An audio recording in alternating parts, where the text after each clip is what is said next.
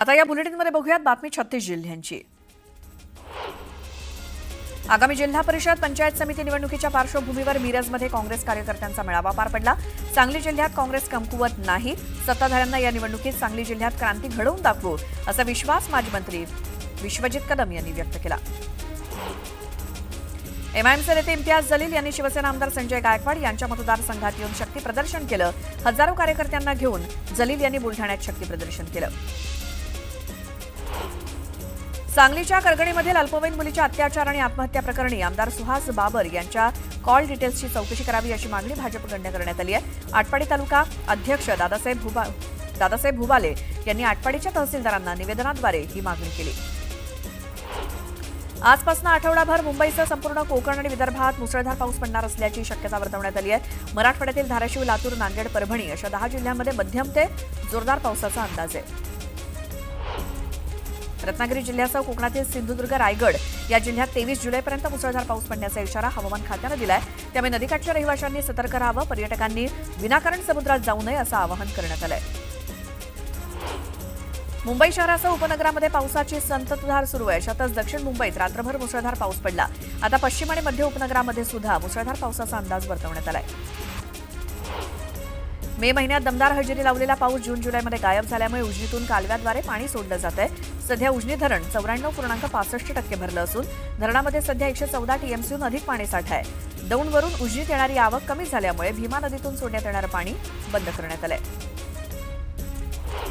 मावळचे पिंपरी चिंचवड उद्योग नगरीला पाणी पुरवठा करणाऱ्या पवना धरणामध्ये सद्यस्थितीत 77.28% पाणीसाठा आहे। कृषी आणि बिगर सिंचनाच्या आवश्यकतेनुसार धरणाच्या सांडव्याद्वारे नदीपात्रात नियंत्रित पद्धतीनं 1000 क्युसेक पाण्याचा विसर्ग करण्यात आलाय। यावेळी मोठी बातमी बघूयात। आजपासून आठवडाभर मुंबईसह संपूर्ण कोकण आणि विदर्भात मुसळधार पाऊस पडणार असल्याचं हवामान विभागाकडून सांगण्यात आलंय। मराठवाड्यातील धाराशिव, लातूर, नांदेड, परभणी अशा 10 जिल्ह्यांमध्ये मध्यम ते जोरदार पावसाचा देखील अंदाज वर्तवण्यात आलाय।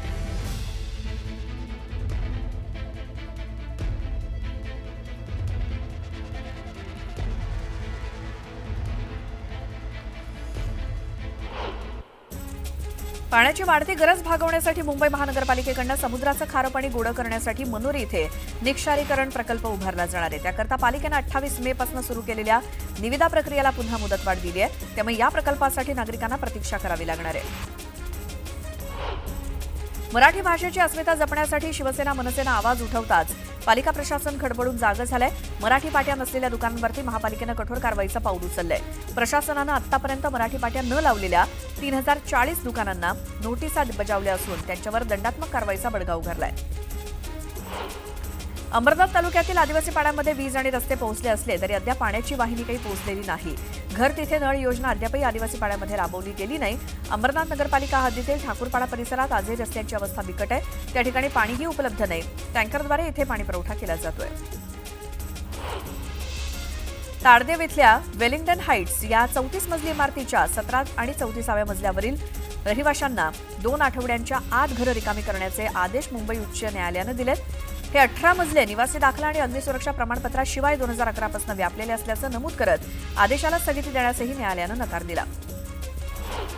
सणासुदीच्या काळात बाजारात खोबऱ्याचा तुटवडा निर्माण झालाय। घाऊक बाजारात गेल्या काही दिवसात खोबऱ्याच्या दरात किलो मागे 100 रुपयांनी वाढ झाली आहे। नारळी पौर्णिमा आणि गणेशोत्सवाच्या काळात खोबऱ्याला मोठी मागणी राहणार असून खोबऱ्याच्या दरात आणखी वाढ होण्याची शक्यता व्यापाऱ्यांनी व्यक्त केली आहे। पावसानं उघडीप दिल्यानंतर पुण्याच्या मार्केट यार्डातील घाऊक बाजारात फळभाज्यांची आवक वाढली।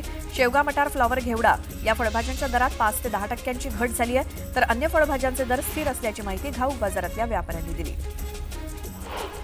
पुणे महानगर परिवहन महामंडळानं मेट्रो प्रवाशांना स्टेशनपर्यंत ये जा करण्यासाठी फीडर सेवा सुरू केली आहे। सध्या शहरात 22 मार्गांवरती ही फीडर सेवा सुरू आहे। त्यामुळे मेट्रोच्या प्रवाशांना सोय झाली असून याला प्रवाशांकडून चांगला प्रतिसाद मिळतोय।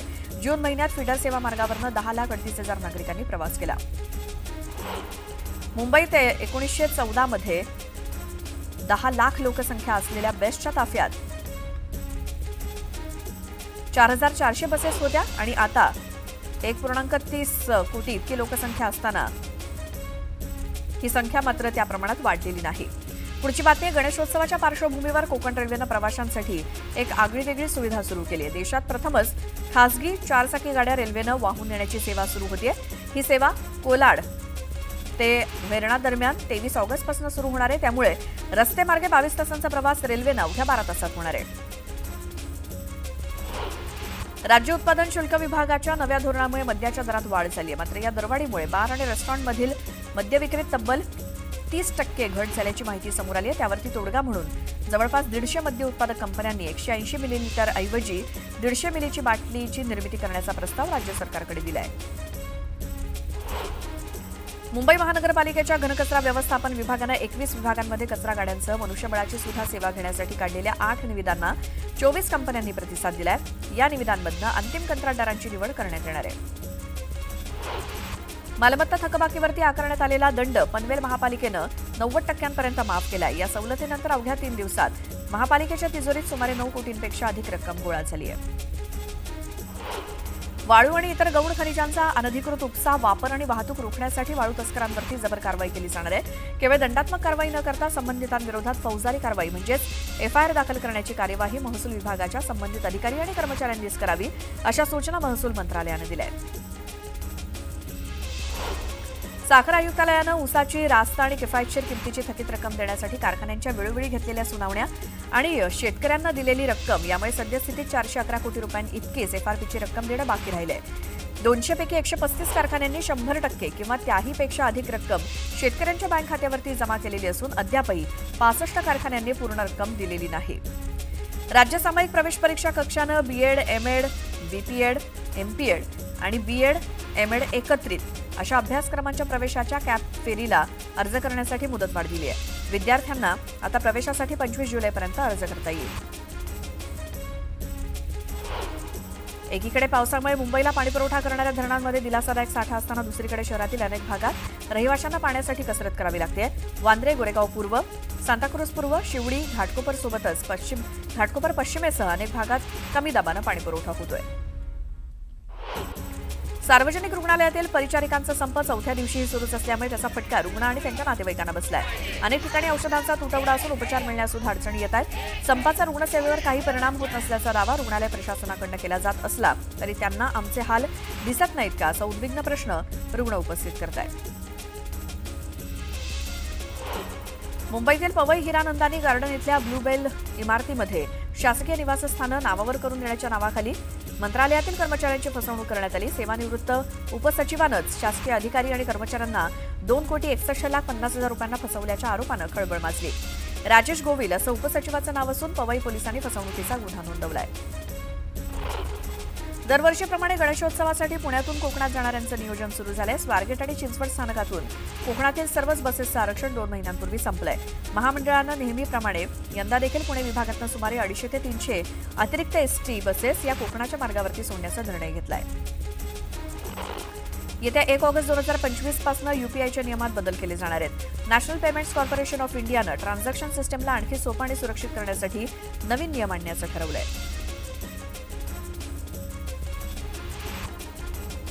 तर पावसासंदर्भातल्या बातम्या बघूयात. रात्रीपासून वसई विरारसह मीरा भाईंदरमध्ये मुसळधार पाऊस पडतोय, त्यामुळे सखल भागात पाणी साचलंय. गालानगर, शिर्डीनगर, संकेश्वर नगर, विरार, विवा कॉलेज परिसर, विरारच्या युनिटेक कॉम्प्लेक्स इथे पाणी साचलंय. या साचलेल्या पाण्यामुळे नागरिकांना मोठ्या अडचणींचा सामना करावा लागतोय. विरारला मुसळधार पावसानं झोडपलं आणि त्याचे परिणाम वेगवेगळ्या भागामध्ये विरारच्या पाणी साचलेलं दिसतंय. गालानगर, शिर्डीनगर, संकेश्वर नगर, विरारचा विवा कॉलेज परिसर आणि विरारच्या युनिटेक कॉम्प्लेक्स इथे पाणीच पाणी झालंय. पावसाने जोरदार हजेरी लावली आहे आणि त्यामुळे सकल भागामध्ये पाणी साचलेलं. मी आता गालानगरच्या शिर्डीनगर मध्ये आलेलो आहे. आपण पाहू शकता या ठिकाणी मोठ्या प्रमाणात रस्त्यावरती पाणी साचलेलं आहे. आपण जर पाहिलं तर या ठिकाणी हा जो रस्ता आहे हा नेहमी पाण्याखाली जातो. आता जर आपण ही परिस्थिती पाहिली तर या ठिकाणी मोठमोठे अवजड वाहनं सुद्धा येत असतात, परंतु या ठिकाणचं जे पाण्याचा निचरा आहे तो होत नाही.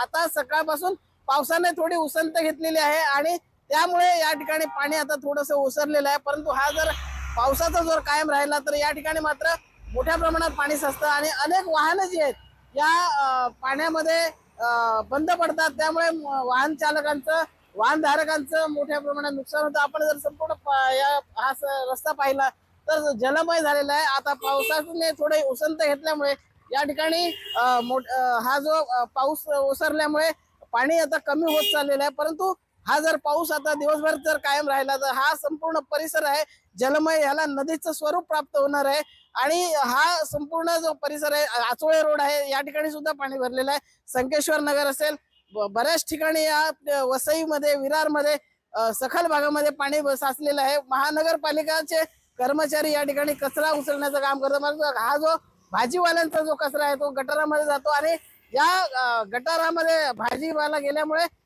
जे या ठिकाणचे गटर आहेत ते मोठ्या प्रमाणात ब्लॉक होतात आणि हा पाण्याचा निचरा हा होण्यास अडथळा निर्माण होतो. खरं तर या ठिकाणी जे भाजीवाले आहेत, ह्या भाजीवाल्यांनी जो आपला कचरा आहे व्यवस्थित टाकला तर या ठिकाणी पाणी सुद्धा तुंबणार नाही. मात्र या ठिकाणी ही जो संपूर्ण परिसर आहे हा पाण्याखाली गेलेला आहे. त्यामुळे महापालिका आणि या अशा भाजीवाल्यांवर कारवाई करणार का हे आता पाहावं लागेल.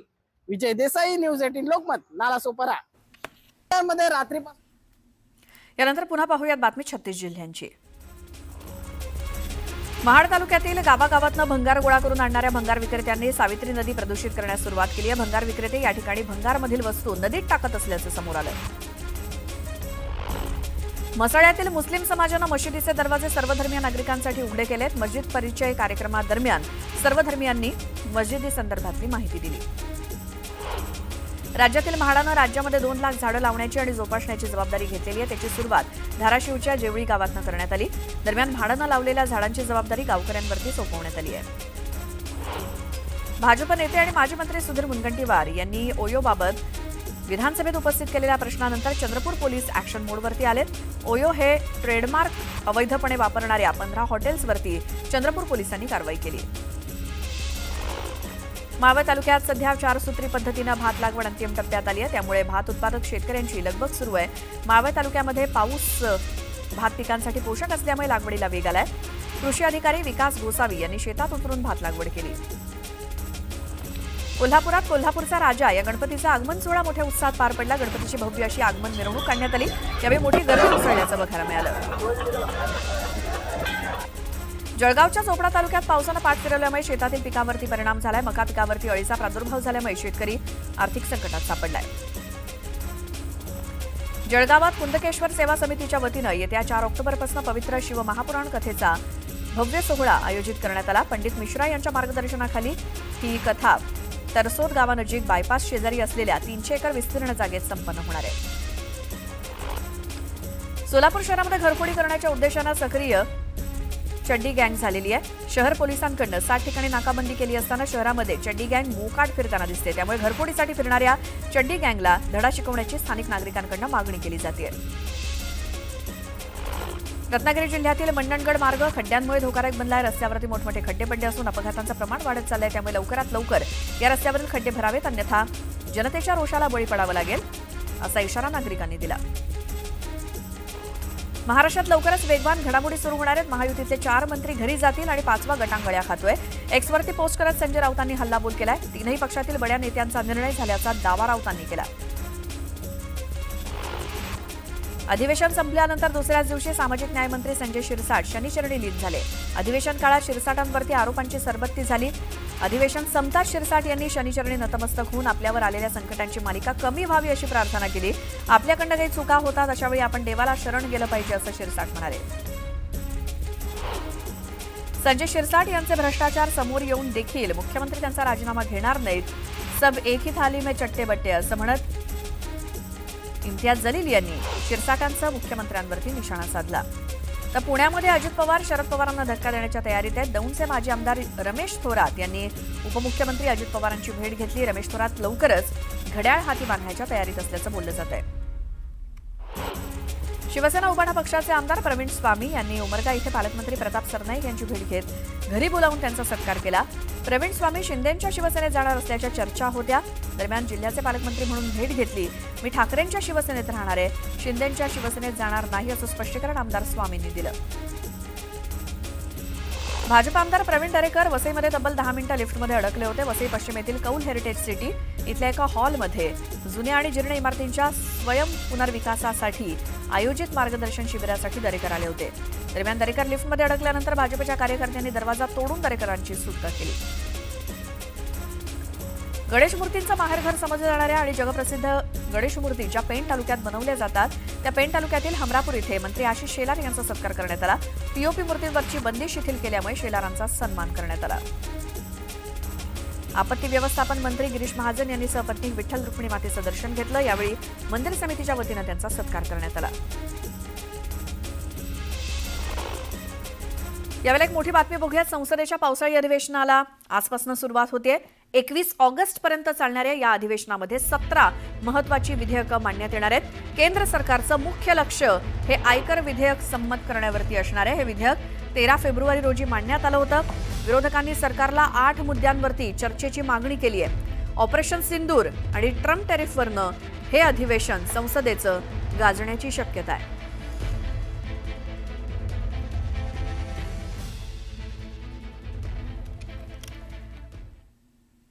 पुन्हा पाहूयात बातमी 36 जिल्ह्यांची.